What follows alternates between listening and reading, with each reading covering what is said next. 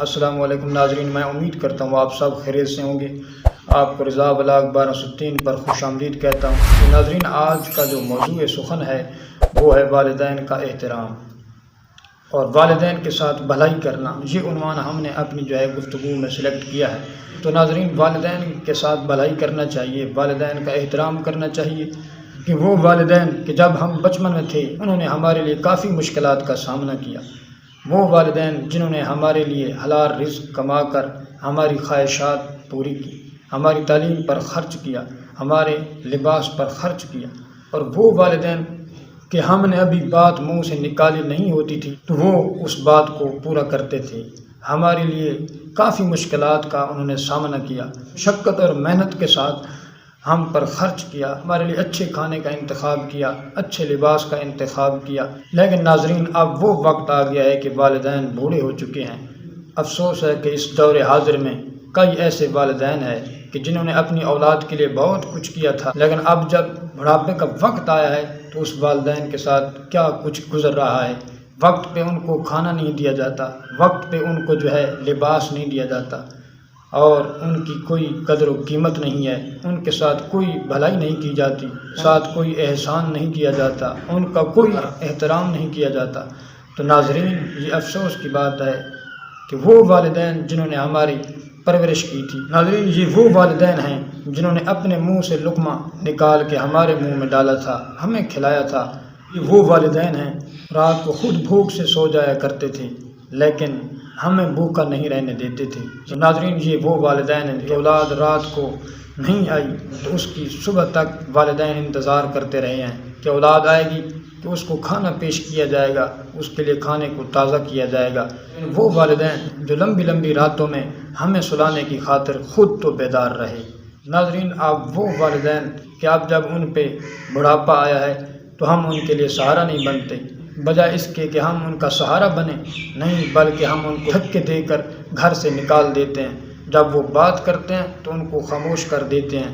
ناظرین، یہ کب تک آخر چلتا رہے گا؟ آخر ہماری تو اولادیں ہونی ہیں۔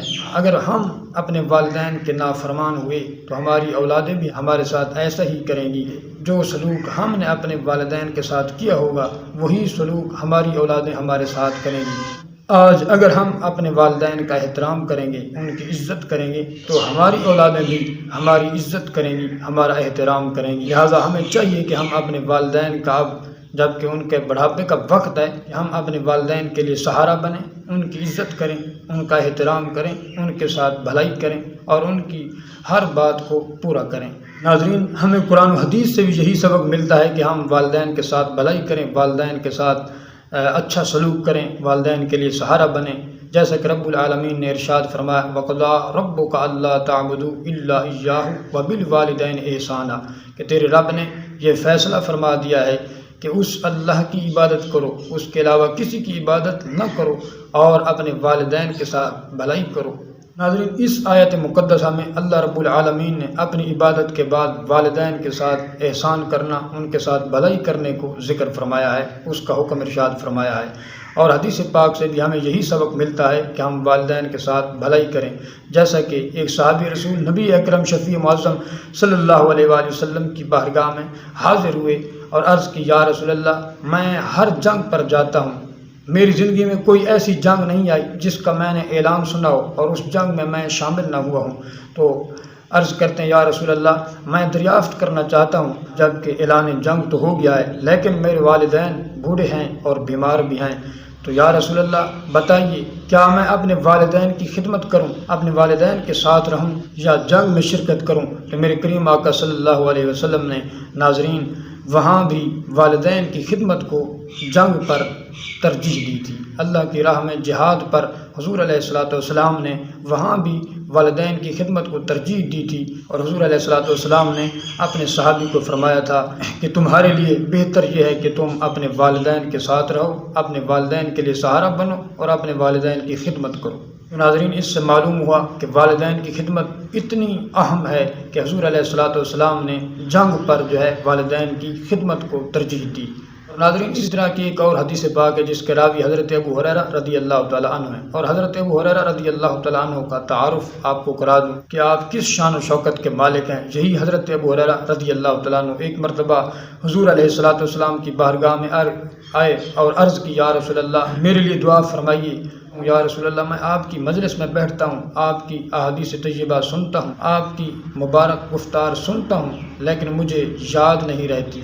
حضرت ابو ہریرہ رضی اللہ تعالیٰ عنہ آپ فرماتے ہیں کہ میرے پاس ایک چادر تھی، آپ علیہ الصلوۃ والسلام نے مجھے فرمایا ابو ہریرہ یہ چادر بچھا دو۔ حضرت ابو ہریرہ رضی اللہ تعالیٰ عنہ فرماتے ہیں میں نے جب چادر بچھائی تو آپ علیہ الصلوۃ والسلام نے اپنے ہاتھ مبارک اس طرح چادر پر پلٹ دیے، اور آپ فرماتے ہیں کہ میں دیکھ رہا تھا بظاہر آپ علیہ الصلوۃ والسلام کے ہاتھ مبارک تو خالی تھے، لیکن آپ فرماتے ہیں اس کے بعد جب میں نے اپنے جسم پر وہ چادر اوڑھی، کوئی ایسی حدیث نہیں ہوگی جو میں نے سنی ہو اور مجھے یاد نہ ہوئی ہو، بلکہ آپ نے فرمایا کہ اس کے بعد مجھے ہر حدیث جو بھی حدیث سنتا تھا مجھے یاد ہو جایا کرتی تھی۔ تو یہی ابو ہریرہ رضی اللہ تعالیٰ عنہ آپ فرماتے ہیں میں نے ایک مرتبہ حضور علیہ الصلوۃ والسلام کی بارگاہ میں عرض کی، یا رسول اللہ تعالیٰ کی مخلوق میں سے کون مستحق ہے جس کے ساتھ بھلائی کی جائے؟ تو حضور علیہ الصلوۃ والسلام نے فرمایا ابو ہریرہ وہ ماں ہے جس کے ساتھ بھلائی کی جائے۔ تو حضرت ابو ہریرہ رضی اللہ تعالیٰ عنہ آپ فرماتے ہیں کہ پھر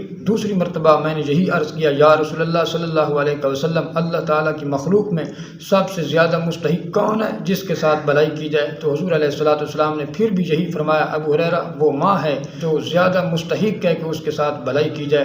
تو حضرت ابو ہریرہ آپ فرماتے ہیں کہ میں نے 3 مرتبہ یہی پوچھا تو حضور علیہ الصلوۃ والسلام نے تینوں مرتبہ ماں کے لیے ہی فرمایا کہ وہ مستحق ہے کہ اس کے ساتھ بھلائی کی جائے۔ چوتھی مرتبہ آپ فرماتے ہیں جب میں نے آپ سے دریافت فرمایا تو حضور علیہ الصلوۃ والسلام نے فرمایا ابو ہریرہ وہ باپ ہے جو مستحق ہے کہ اس کے ساتھ بھلائی کی جائے۔ تو ناظرین اس سے معلوم ہوتا ہے کہ والدین کے ساتھ بھلائی کرنا، ان کا احترام کرنا، یہ سبق ہمیں قرآن و حدیث سے ملتا ہے۔ اسی طرح آپ علیہ الصلوۃ والسلام نے فرمایا کہ جو شخص محبت کی نگاہ سے اپنے والدین کو دیکھتا ہے اللہ تعالیٰ اسے ایک حج مقبول کا ثواب عطا فرماتا ہے۔ تو ناظرین اللہ تعالیٰ ہمیں عمل کرنے کی توفیق عطا فرمائے، ہمیں اپنے والدین کا احترام کرنے کی توفیق عطا فرمائے، اور جن کے والدین اس دنیا فانی سے رحلت کر چکے ہیں تو اللہ رب العزت ان کی بخشش فرمائے، ان کو جنت میں اعلیٰ مقام عطا فرمائے، آمین ثم آمین۔ تو ناظرین آج کے لیے ہے اتنا کافی، میں اجازت چاہتا ہوں۔ اللہ رب العزت آپ سب کی حفاظت فرمائے، انشاءاللہ ملاقات ہوگی نیکسٹ ویڈیو میں۔ تھینکس فار واچنگ، اللہ حامی و ناصر ہو۔